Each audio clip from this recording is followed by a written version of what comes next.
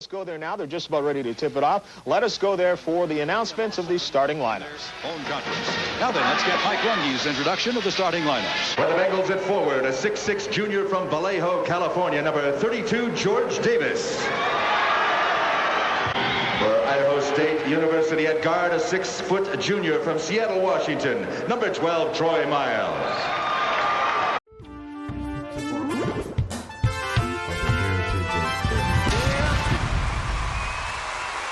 So, here we go.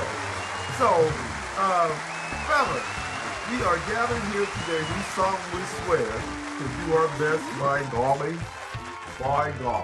I am here with two of my college teammates. Number one, Craig Murray. I guess, Craig, Craig, we weren't really college teammates. We were actually college space mates. Ed Davis is my actual college teammate, actually my college roommate. But right. Craig, I'm going to start with you. Craig, you and I go way back. I have known you since, oh my God, I think you were a sophomore in high school when we ended up in the gym together. Yes. And and see how if you remember that run. Craig was a terrific high school player at Garfield High School, subsequently went to the University of Hawaii and transferred to Idaho State University. And he has been connected to basketball this entire time. He has run a basketball program, not just men's and ladies basketball program called Total Package Basketball. He is still connected to the game. His daughter and his son are ballers in the moment. The same with Ed. Craig, just fill in the blanks on yourself so we can know a little bit more about you. Yeah. So, I mean, all being said, I mean, my kids grown up in the game and done what they done, and it's been great, and we enjoy the process. We got a process. Now we're trying to get to another level. So let's go. Let's talk. So now you're in Arizona. Tell us what's going on with you right now in terms of basketball.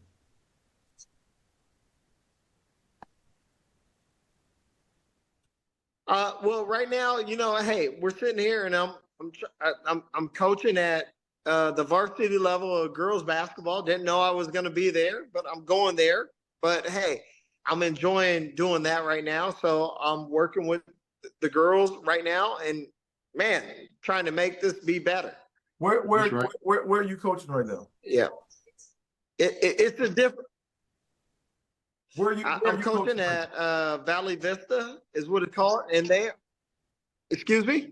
Where are you coaching right now? You're coaching at Valley Vista. Valley Vista. Yeah, Valley Vista, and the crazy thing is, they're top program in the state of Arizona. Okay. So I'm here. I'm just trying to help them get better. That's it. Is that where your daughter attends that school? Yeah. So my daughter's playing there. She's playing, and she's a sophomore. And so I'm just trying to help them get better. Now, the thing is, the reason why I got here and why I did what I did is because her high school coach is now pregnant. And so she was like, hey, can you help me help the program? And I was like, let's go. That's right. That's what I'm doing. That's right. All right. So Ed. That's right. Yes. I'm also here with Ed Davis. And Ed Davis, he was my college teammate and my college roommate. He is one of the greatest players in the history of Vallejo High School. And I'm going to say, Vallejo, California. He played extended play overseas professionally and has stayed in contact with the game. His son has been still plays ball, but also was a Division I player at the University of California. Right. Ed, fill the blanks in. Oh, well, like you said, after I left Idaho State, I got a chance to go play overseas for a while, which was a dream for me. And when I got back and got away from the game, I focused on being a dad. So having these kids, man, I knew I wanted to stay in the sport a bit. So I helped, like Craig, I helped coach with my son. My daughter also played volleyball, so I helped with that as well. We did that for some time. That's it. I just went through the whole process from travel ball all the way to his 4 years in college. And after he was done, I got out of the gym and I went 4 years with my daughter going through the volleyball situation. And right now, I'm totally a fan of the sport, a fan of many sports, actually.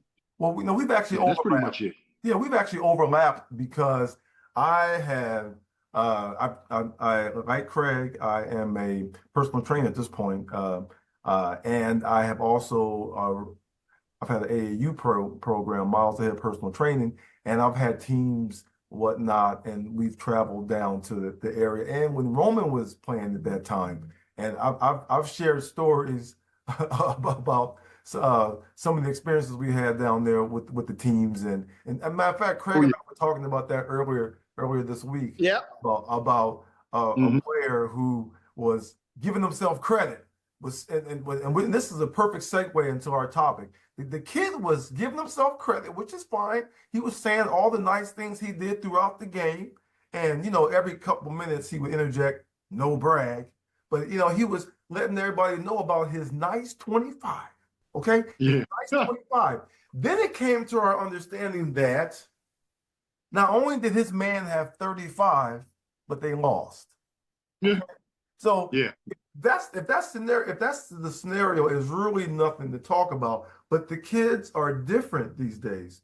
And so that segues into our main topic for tonight, and that is it's the life of the game. And it is. It's the point. What we're talking about is the point, right? That is the point. Yeah. So we're trying to figure out what is the point of all these kids doing what they do.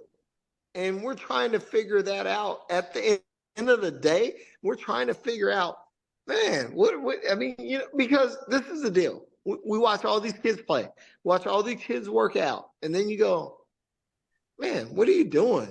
What are you doing at the end of the day? How do you make yourself be better? Are you just about you? Or are you about the team? What is it? What are we doing? The thing is that I think that it's a complete deterioration of the American basketball model, and I think that has started. I wrote an article some years ago, American Dream Team, American Nightmare is the name of the article, Dream Team American Nightmare. And what it talks about is how at that time the world learned the game from our Bird, Magic, and Michael and our Dream Teamers, while our kids learned to be L1 players because of the association with ESPN, and they were showing all these super fantastic highlights because it was a foregone conclusion what the outcomes were going to be. So they were giving us a taste of the best, most attractive and alluring thing that they could think of, and that got our kids caught up into a mode. And so the way they think and the way they process the game is different, and that leads us to our point here. Let's get into this real quick. All right, so let me take my glasses off. It says, during an interview with the Wall Street Journal, Anthony Edwards was asked about how his generation compares to ones from the past, to which he responded by saying Michael Jordan was the only one that really had skill. Come on, fellas, dig into that, Craig. You start us off. I mean, love him because you know what? At the end of the day, you love who he is and you love what he's about. But then also you got to go to a point of, man, the game is it's so great, and that's what you're gonna say. I get you to a certain point. I get you, but man, come on, bro. You can't just throw things out there and hope they fly in the wind. You know what I mean? Well, yeah. No, he's serious. Right. Go ahead, and he is to a certain extent. To a certain extent, he's serious, but to a certain extent, he knows better than what he just relayed to what we were talking about. But does he really, though? That's the point, though. That's the point right there. Does he really? I think if he had the opportunity, he would take that back. Like he said. We talked about that, right? Yes. We said that. He would take that. Yeah, he would. He would talk about that, and he would be. And bottom line is this right here. We know oh man, it hits my strings right now. The game of basketball is so prevalent to what we talk about. And it's like, okay, you go in the gym, fundamentals are the biggest thing that we work on, right? Yeah. And the hardest part of it is so many people have like underestimated what the fundamental of the game is. Well, that's the point, That's though. the big thing. True. See, that's the point right there. See, my man, I think he's half serious. I think he's dead serious because no one knows when you don't know what you don't know, you really don't know. No one knows what they don't know. So when they look back at, for example, back at the players from the 60s, when you look at let's say the all 60s team, you got Jerry West, Oscar Robertson, Bill Russell. Even I have a hard time with Bill Russell. We alluded to that at one point, Ed. Wilt Chamberlain. They don't understand why these players are having success. They can't tell you why the non-athletic European players are having success today. It's not about, even though these are super freak athletes, and we don't even recognize them athletically, but we still have an issue with how kids are acquiring their skill sets. And when you say that right there, there's a guy that said the same thing that you're saying. And you know what? He is the women's top guy. The guy at UConn said they just don't know what they don't know. That's absolutely true. I agree. Did you hear him talk about that? Gino, you must have been. I didn't see it, but that's true. Gino Ariema. Yes. He said it. He said it. He said, you know what, man? He said, you know what? This basketball has gone to a place right now, and you know what? They just don't know what they don't know. They don't. That's the whole point of what we're talking about. That is because they can't even relate to. I'm sorry, they can't even relate to the fact that I don't know what you guys may think. I think that if there was a decades competition between the teams, the all-decade teams, I think you'd have the 60s finals. I think the 60s decade, Oscar, Jerry, Elgin, Wilt, and Russ as a starting five, I think that crew would be in the finals. That's my opinion. Ed? Oh, no, sir. No, sir. I disagree. Talk about who? No, sir. Who do you have in the finals? I disagree. I'm going, I would say either 80s or 90s. 80s. Okay, who do you got in the 80s and the 90s? I got the 80s. I got Magic. Oh, love it. Sidney Moncrief and Iceman. Oh, you came with Sidney Moncrief. Nobody knows that. Milwaukee's best. Larry Bird.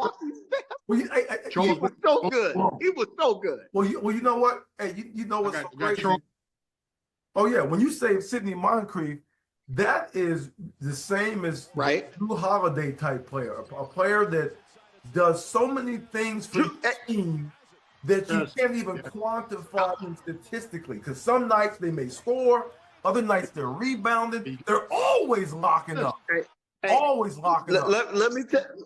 Let me tell. I'm going to say this right now. I was hanging out, and this is the crazy thing about basketball. I got a chance to hang out with a lot of people, and I was hanging out at the UW one day, and so I hung out with Drew Holiday's family at the UW. At the UW, because I was down there. I was down there with Jim Caviezel. You know this, right? Of course, I know. So we went down there. I know you know Jim Caviezel. So we're down there, man. We're hanging out, man. For people that don't know, the audience may not know Jim Caviezel. He's the star of The Passion of the Christ. So if you've never seen that movie, go back. That's the reference. He's the Passion of the Christ. A good dude. We talk a lot, right? So we're sitting down there, man. We're hanging out, and I'm hanging out with Drew Holiday's family, and at that point, the youngest kid, they were like, the dad was like, man, he's going to be good. I was like, what are you talking about? Aaron. Yes. Aaron Holiday. Yes. Right? So, the craziest thing is basketball is so fun in a certain situation. But you know what I loved about it was? those those people were about the game of basketball. It wasn't about being what it is right now. It's so politically correct right now. Yeah. It's like, man, you just look at it and you go, oh, okay, well, how does that really relate to what we're doing? Well, right. this right here. All This, right, this there. Hold that Yeah. point, Craig. We'll be back in a second.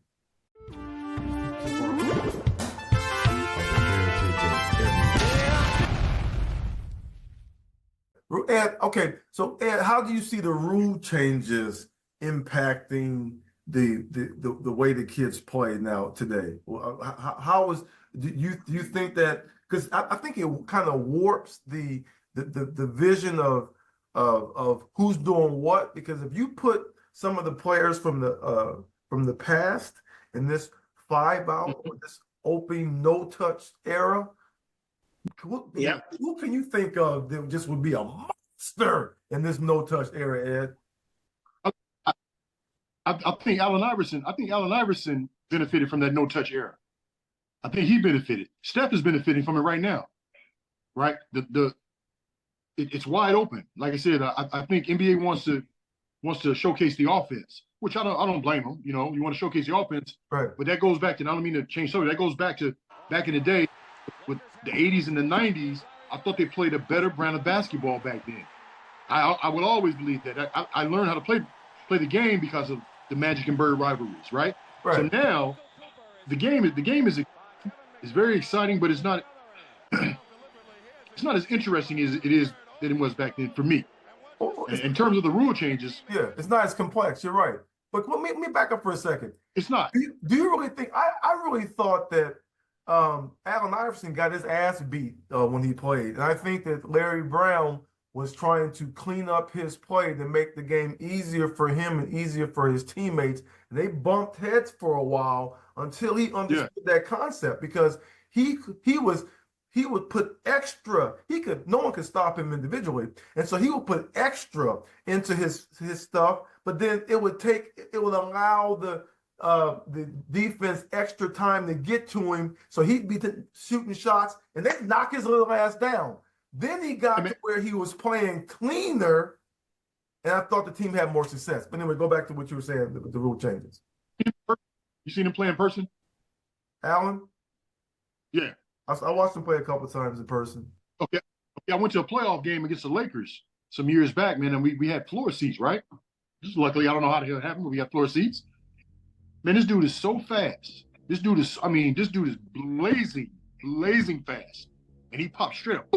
Straight up in the air, man, just ridiculously fast, man.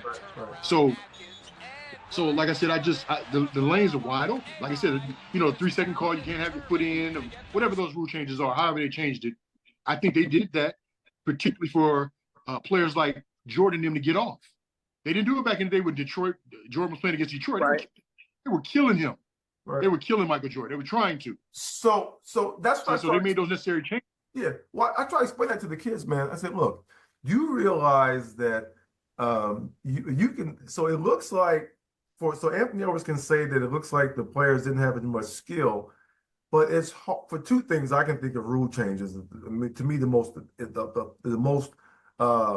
what is the most visual change to the game is, man, if I could, I felt like, back in the day, I had nice handle, no brag, like the kids say, no brag. But if I could carry the rock, you can't guard me.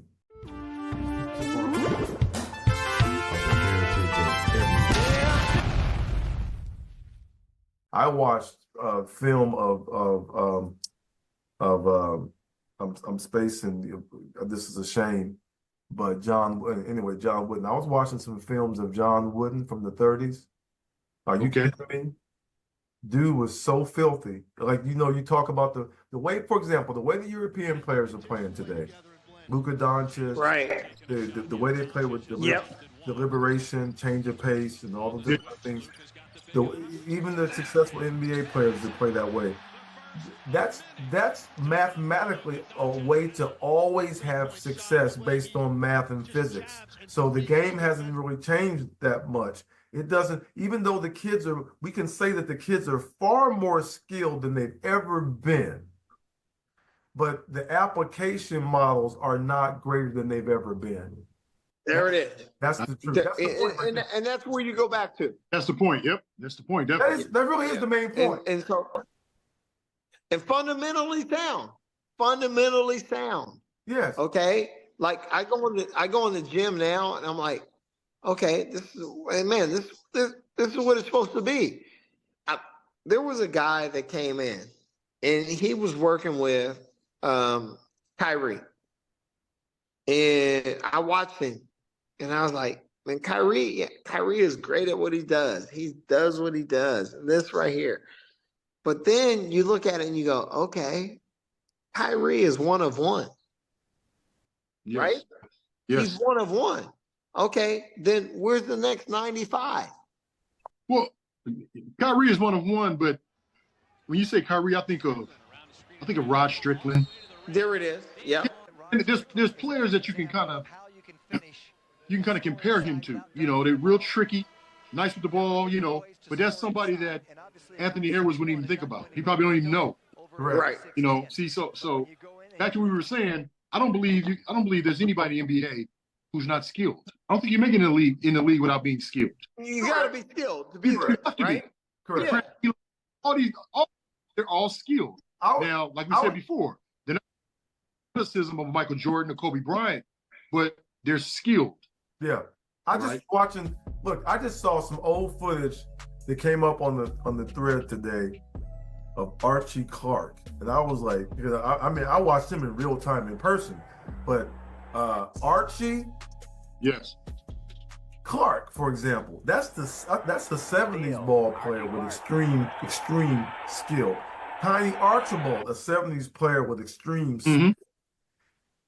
So the notion that Tiny Archibald was ridiculously skilled, right? Yes. And we talked about Yes, and yes, we talked about before Chris Jackson. Chris Jackson was the original Steph Curry. I mean, Craig, you said that I remember when we were in college.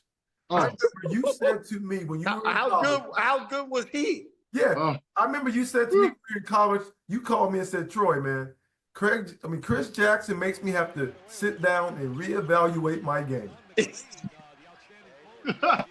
He was so good, bro. Yeah, he was. So good. I watched him. I watched him go for 40, 55, and 40. I was like, man. And then they told me, and they were like, you know, he has Tourette syndrome. And the reason he does what he does because he goes in the gym and he does this. I was like, whoa. Yeah. Okay. Let's do it. Let's go next level then. He's one of my all-time.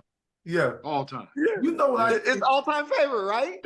Hey, you know what I think? I think Anthony Edwards, what he really meant to say was there's nobody in this level. I mean, there was nobody on my level or Michael Jordan's level back in the day. There was Michael Jordan, then there's me, for example. Right.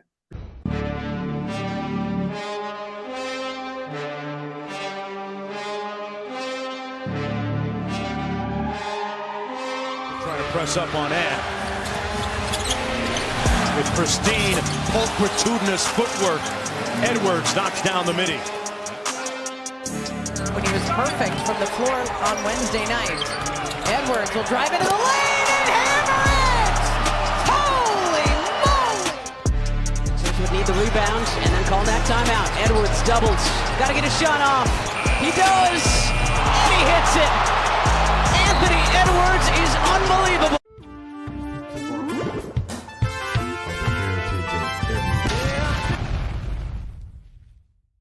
But we haven't even mentioned Isaiah Thomas, how nasty Isaiah Thomas was, and not just highly skilled, but skilled and high IQ, and this is the main point. We do agree. And that's high IQ. Yes.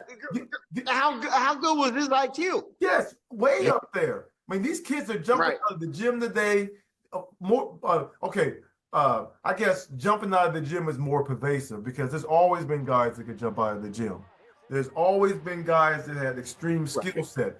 But if you weren't fundamentally sound back in the day, you could not make the team. That's the difference. No, sir. You couldn't. And so, and that's what we're talking about right now. yeah, the coach didn't care about your potential.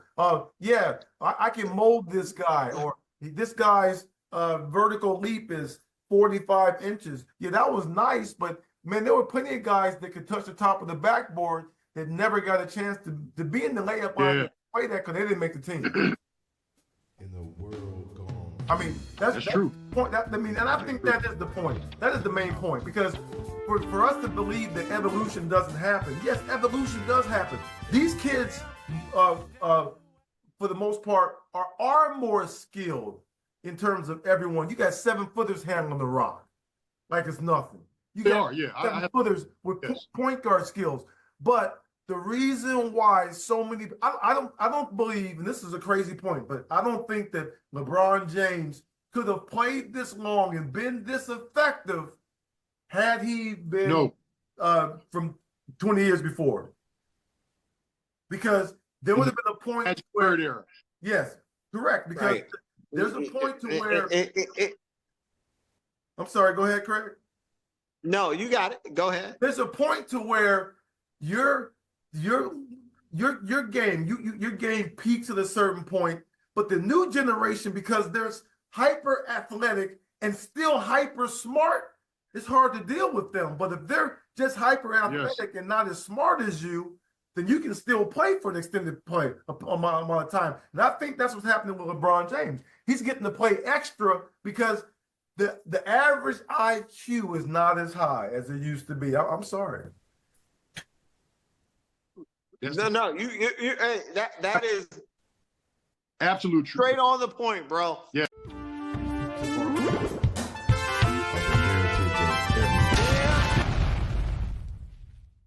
So when I heard Jack talking about all that smoke. He really felt like the NBA is catering to the foreign players, because he and Gilbert Arenas both alluded to the fact that there's just certain amenities that the European players seem to have, and it has trickled down the overall defensive standard of the league. Ed, what do you think about that? Right.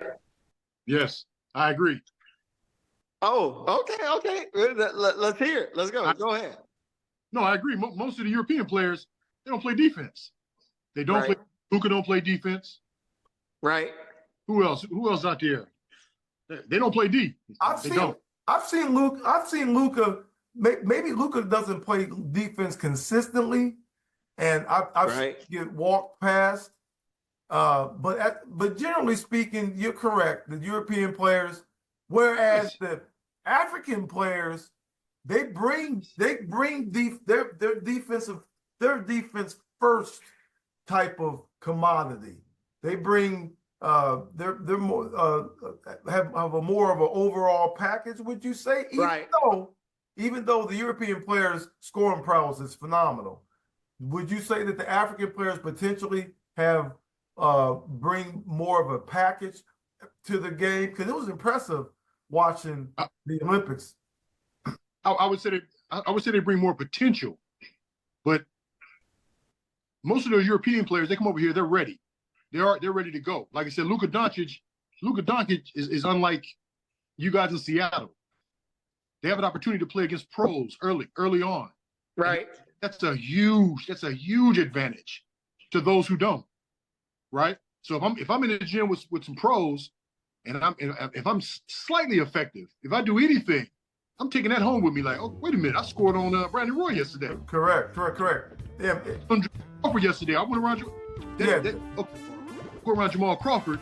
I can go around anybody. Yeah, the crossover is amazing, man. I mean, Seattle really has that advantage. It's a big city, but it's a small city, in that all the players get to rub shoulders. That is an incredible advantage. Let me tell you, when I was down that way with you, Ed, I was so impressed with how much talent I was seeing. But what you said was very, very, very much the point. And you said that these players are territorially spread out. They're spread out. They don't have the opportunity for concentration. They don't have the opportunity to rub shoulders or to be Although, if you get the opportunity to go down and play the Rico Hines, let's say you're a high school guy, that's impactful. That's what the high school players get here. I coached at the crossover a few years ago, and I had a high school player on my team. He went back and he was scoring 50s. Exactly. Yes. In high school, he's the all-time leading Metro scorer to date. There you go. What a confidence value that is for you. Even John Allen, who's a former D2 All-American, he got to play in the crossover and go back to college with this newfound confidence. Go ahead. No, I'm loving hearing that right there. Go ahead.